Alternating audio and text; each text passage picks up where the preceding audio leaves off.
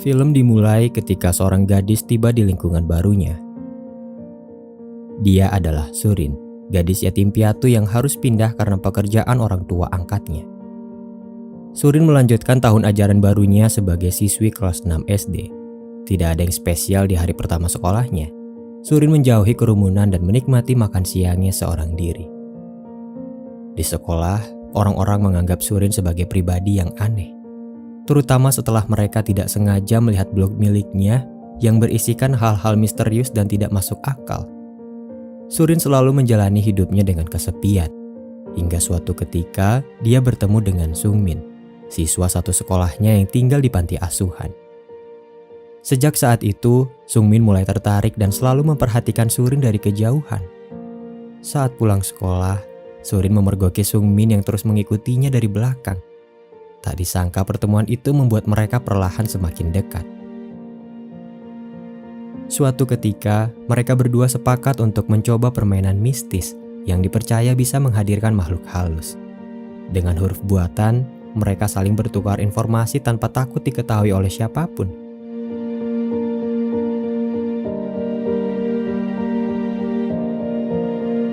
Sesampainya di rumah Surin, mereka menyiapkan segala keperluan untuk memulai permainannya. 대답 써져 있어? 내 거 먼저 봐.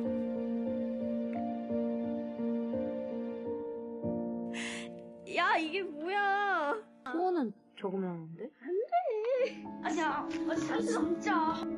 Sejak saat itu, mereka berdua semakin dekat dan selalu menghabiskan hari dengan bermain bersama. Di suatu hari, mereka berdua menemukan rumah terbengkalai di tengah hutan. Tanpa mencemaskan hal lain, mereka berdua mengobrol dan saling terbuka satu sama lain. Mereka berdua jatuh cinta dan saling menyatakan perasaannya. 나 좋아해? 계속?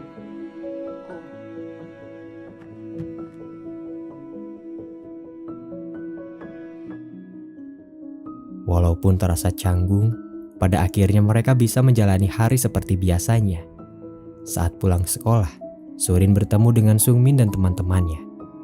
Saat itu mereka berencana untuk pergi ke sebuah tempat konstruksi terowongan yang akan diledakkan, tempat di mana ayah tiri Surin bekerja. Tidak lama dari itu, Surin ikut bersama mereka, walaupun sempat ditolak karena dia satu-satunya perempuan di kelompok tersebut. Setibanya di perbatasan, satu di antara mereka memutuskan untuk pergi karena melupakan sesuatu. Ketika mereka melanjutkan perjalanan, Surin memotret teman-temannya itu sebagai bentuk kenang-kenangan. Setelah menyusuri hutan, mereka akhirnya tiba di lokasi terdekat dari terowongan.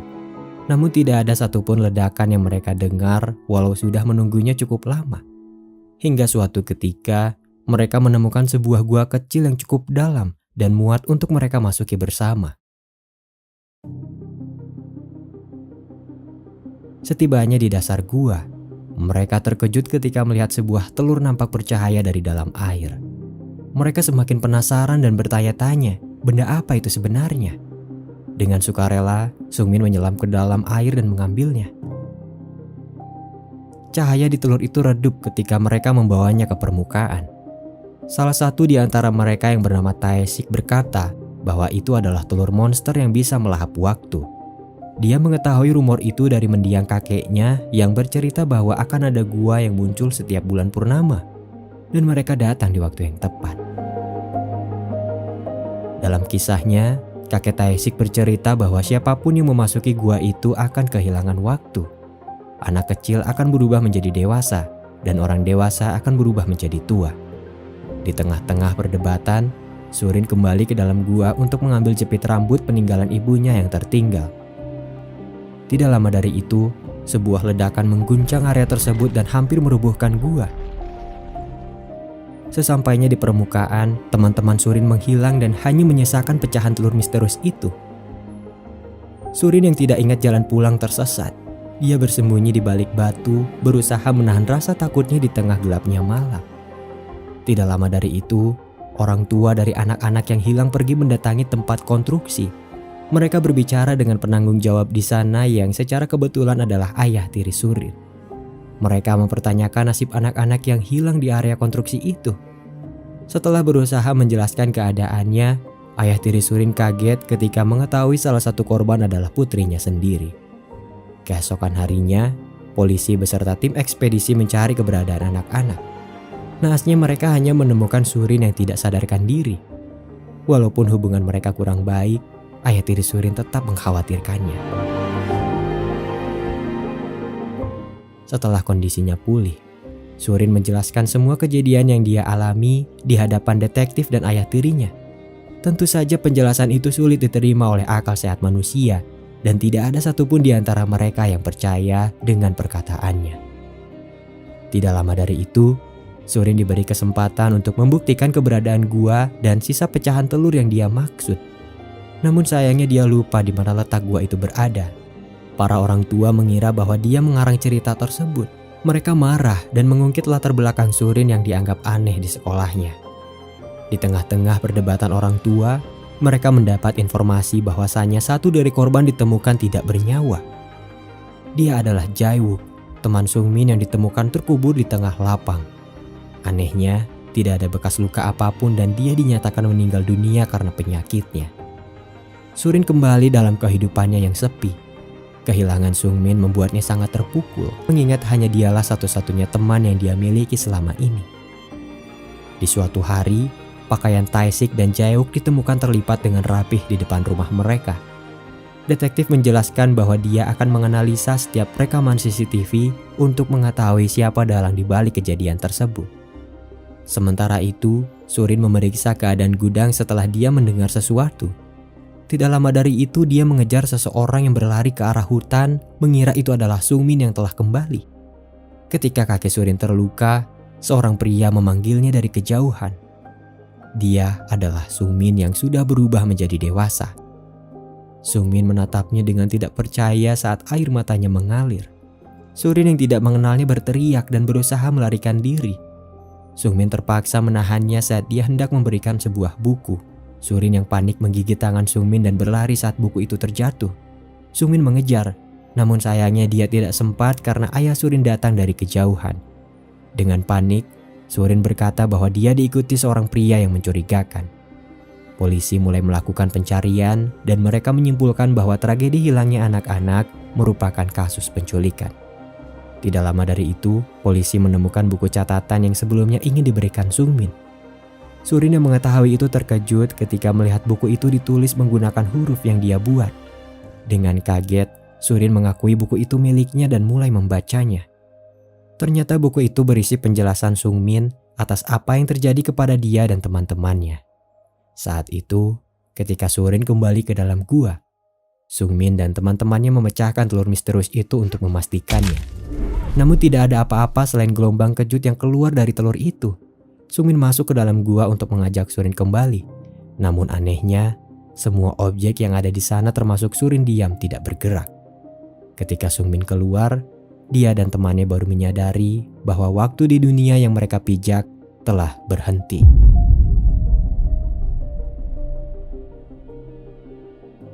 Awalnya mereka mengira itu adalah sesuatu yang menyenangkan, di mana seluruh pulau terasa hanya milik mereka bertiga. Waktu yang terhenti membuat hukum gravitasi tidak berlaku.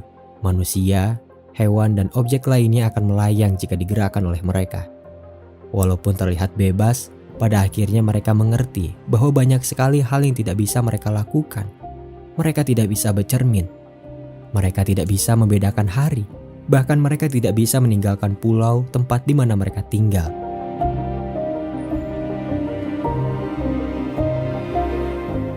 Hari demi hari mereka lalui bersama, tinggal di dalam mall yang megah dan tidak perlu mengkhawatirkan makanan. Namun penyakit asma yang diderita Jae-wook tidak bisa dihindarkan. Inhaler tidak bisa menghembuskan molekul obat untuknya. Jae-wook terus bertahan dengan kondisinya yang semakin parah, hingga suatu ketika, Sungmin dan Tae-sik menemukannya dalam kondisi tak bernyawa. Mereka menyesal karena terlambat menyadarinya. Sejak saat itulah, Jae-wook dikuburkan di tengah lapang bermain.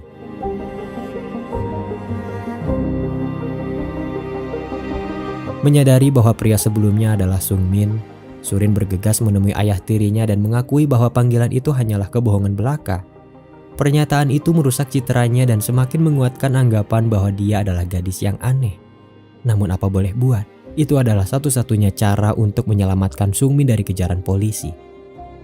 Surin melanjutkan kembali bacaannya, di mana Sungmin dan Tae-sik telah melewati hidup bersama dari tahun ke tahun. Agar waktu tidak terlewatkan dengan sia-sia, mereka belajar mandiri, mengumpulkan uang dan menghitung hari setiap kali mereka terbangun dari tidurnya. Dalam perhitungan, tidak lama lagi mereka akan genap berusia 20 tahun. Itu artinya mereka akan dinyatakan dewasa dan seperti apa yang diceritakan kakek Tae-sik, mereka akan segera kembali. Untuk mempersiapkan hal itu, mereka membawa beberapa perlengkapan dan tinggal bersama di rumah hutan, tempat di mana Sungmin dan Surin selalu bermain bersama. Namun, penantian mereka semakin tidak menentu karena waktu tak kunjung berjalan. Mereka semakin bertanya-tanya konsep dewasa seperti apa yang bisa membuat mereka kembali. Mereka berdua semakin tertekan dan hampir gila menghadapi kenyataan itu. Satu hal yang harus mereka pertahankan adalah keinginan untuk hidup dan selalu berpikir positif. Akan tetapi, harapan dan kenyataan yang tidak sejajar membuat Tae-sik menyerah dan dia menghilang tiba-tiba. Sungmin menjelajahi seluruh pulau untuk mencarinya. Walaupun tidak membuahkan hasil, Sungmin menyadari satu perubahan yang berarti di mana bulan perlahan mulai menampakkan dirinya. Setelah lama mencari, Sungmin akhirnya menemukan Tae-sik yang telah mengakhiri hidupnya di sebuah tebing. Tae-sik meninggalkan pakaian lamanya sebelum dia menjatuhkan diri. Sungmin yang menemukannya merasa semuanya telah berakhir dan dia memutuskan untuk mengakhiri hidupnya juga.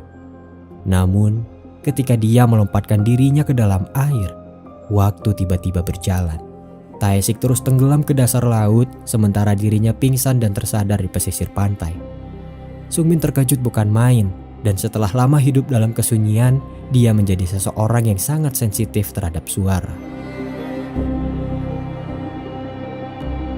Setelah membaca kisah itu, Surin kembali ke dalam hutan untuk mencari Sungmin di rumah terbengkalai. Setibanya di sana, dia menemukan Sungmin yang sedang duduk dalam ketakutan. Surin mendekatinya dan dia menangis terseduh-seduh. Begitu juga dengan Sungmin, karena akhirnya dia bisa bertemu kembali dengan satu-satunya orang yang dia sukai selama ini. Sejak saat itu, Surin selalu menyempatkan waktunya untuk menemui Sungmin, membawakannya makanan, dan membantunya untuk merapikan penampilan. Agar bisa hidup normal, Sungmin harus meyakinkan ibu asuhnya bahwa dia adalah Sungmin yang telah tumbuh dewasa. Surin membantunya berlatih bagaimana cara untuk menjelaskannya. Dia juga berusaha meyakinkan temannya bahwa Sungmin masih hidup dan sudah tumbuh dewasa. Namun, upaya mereka tidak membuahkan hasil. Teman Sungmin tidak percaya dengan peristiwa tersebut. Begitu juga dengan ibu asuh yang masih tidak percaya kepada Sungmin. Tentu saja, bagi mereka Sungmin belum lama menghilang. Kehadiran pria asing yang mengaku dirinya Sungmin membuat mereka sulit percaya kepadanya. Suatu ketika, ayah tiri Surin mendapat keluhan bahwa putrinya itu telah menyebarkan kebohongan tentang kembalinya Sungmin. Hal itu membuatnya merasa jengkel dan mengurung Surin di dalam kamarnya. Tidak lama dari itu, Surin menangis ketika Sungmin datang menjemputnya. Dia merasa kecewa karena tidak ada satupun orang yang percaya kepadanya. Ketika mereka memikirkan cara lain, Surin teringat bahwa saat dia kembali ke dalam gua, pantulan cahaya dari dasar air muncul kembali. Surin berencana untuk mengambil telur itu dan memecahkannya di hadapan banyak orang agar mereka bisa percaya kepadanya. Sungmin yang tahu betul betapa tersiksanya berada di sana menolak. Dia lebih memilih mengasingkan dirinya daripada harus melibatkan banyak orang.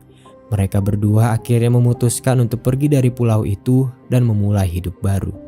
Di saat yang sama, ayah Surin tidak sengaja melihat foto Sungmin ketika memeriksa ponsel putrinya. Setibanya di rumah, dia kaget setelah melihat jejak kaki pria dan putrinya tidak ada di rumah. Ayah Surin menyimpulkan bahwa itu adalah kasus penculikan. Ketika Sungmin mempersiapkan keperluannya di rumah hutan, ayah Surin muncul dan menghadangnya. Mereka bertengkar dan Sungmin terpaksa melumpuhkannya karena dia tidak mau mendengar penjelasannya.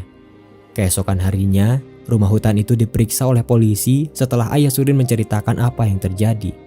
Sementara itu, Sungmin dan Surin berada di pelabuhan untuk membeli tiket kapal. Namun sayangnya, mereka harus mempunyai KTP untuk membeli tiket itu. Di saat yang sama, berita kehilangan Surin mulai menyebar di TV. Kejadian itu diklaim sebagai kasus penculikan yang dilakukan pria misterius, yang dimana itu adalah Sungmin. Mereka berdua berusaha melarikan diri, namun sayang, polisi yang melakukan pemeriksaan mengetahuinya dan mulai mengejar mereka. Setelah berusaha kabur, Surin terpaksa menyerahkan diri dan membiarkan Sungmin pergi. Setibanya di kantor polisi, detektif berusaha meyakinkan Surin bahwa Sungmin adalah pria jahat yang berusaha dekat dengannya. Tentu saja Surin mengelak karena dia tahu kejadian yang sebenarnya. Ketika mendapat kesempatan, Surin melarikan diri dan bergegas menuju gua untuk mengambil telur misterius itu. Dia berencana untuk menghentikan waktu agar bisa menjadi dewasa dan mengakui Sungmin di hadapan orang-orang. Sungmin yang menyadari itu muncul dan mengambil telurnya. Dia tidak mau Surin menjalani hidup yang sulit karena terjebak di dunia tanpa waktu tidak semudah yang dibayangkan. Tidak lama dari itu, polisi yang mencari mulai menyadari keberadaan mereka. Ketika Surin berusaha meyakinkan para polisi, satu di antara mereka tiba-tiba muncul berusaha menangkap Sungmin. Kejadian itu membuat Surin terjatuh dan dengan cepat detektif meraih tangannya. Mereka berdua menggantung di atas tebing. Sungmin yang ikut terjatuh masih bertahan. Dia berusaha menyelamatkan Surin, namun sayang, detektif tidak bisa menahannya dan mereka berdua terjatuh. Setelah menghentikan waktu, Sungmin menolong mereka berdua dan meninggalkannya di tepi pantai. Sejak saat itu, media mulai menyoroti Surin sebagai gadis yang membantu tersangka penculikan melarikan diri. Hidupnya menjadi tidak tenang karena selalu mendapatkan teror dari warga. Walaupun detektif mulai percaya kepada Surin, fakta itu tidak akan merubah keadaan karena sulit sekali membuat orang percaya tanpa mengalami kejadian itu. Oleh karena itulah detektif menyarankan Surin untuk berkata di depan media bahwasanya dia dipaksa oleh pelaku untuk membantunya melarikan diri. Karena dengan begitu, dia akan terbebas dari ancaman warga dan bisa menjalani hidupnya dengan tenang. Demi kebaikan Surin, psikolog mewawancarainya sebagai bentuk pemahaman terhadap pola pikir anak. Setelah menceritakan semua yang terjadi, psikolog meminta izin kepada Surin untuk menulis ulang kisahnya itu ke dalam buku. Setelah lulus dari sekolah dasarnya, Surin memutuskan untuk melanjutkan studinya di sekolah asrama. Hubungannya dengan sang ayah juga mulai membaik. Film ini berakhir ketika Surin berada di kapal laut dan bertemu dengan Sungmin yang sudah berubah menjadi tua.